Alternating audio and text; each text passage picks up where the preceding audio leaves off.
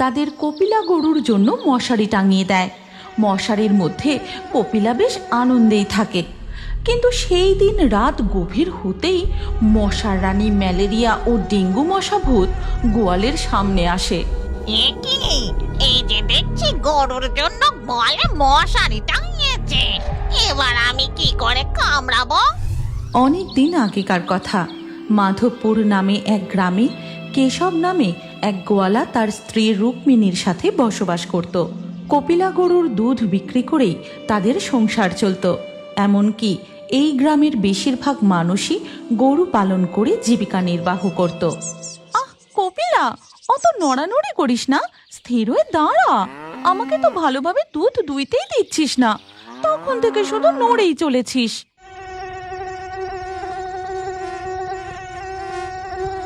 বেশ কিছু মশা উড়ে এসে কপিলা গরুর গায়ে বসে, আর তারা কামড় দিতেই কপিলা গরু নড়ানড়ি শুরু করে। কি হলো বলতো তোর? একটু শান্ত হয়ে দাঁড়া না, এখনো আমার বালতিটা ভর্তি হলো না। কই গো, শুনছো? একটু এদিকে এসো তো।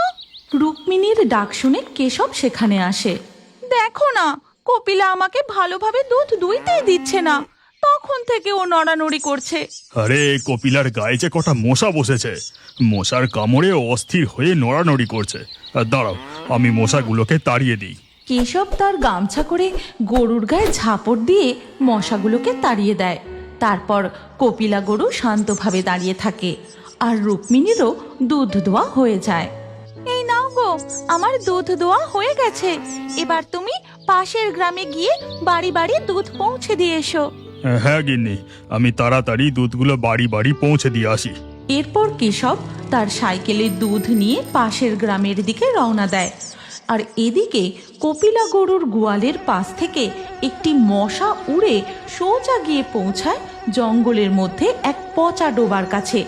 আর তারপরেই সে তার মশা ভূতের রূপে ফিরে আসে। মশার রানী ম্যালেরিয়া ডাইনি, মশার রানী ম্যালেরিয়া ডাইনি, আমি আপনার জন্য একটি সুখবর নিয়ে এসেছি। প্রকট হন রানী ম্যালেরিয়া। মশা ভূতের আহ্বানে পচা ডোবার জলে প্রকট হয় এক মশা ডাইনি।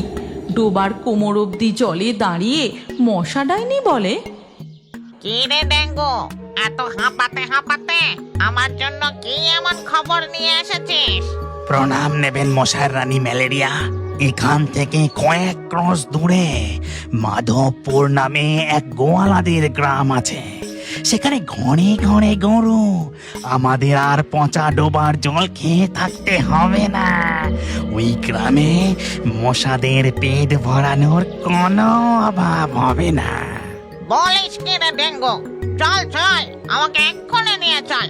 কতদিন হয়ে গেল আমি পেট ভরে খাইনি, আমার খুব তৃষ্ণা পেয়েছে।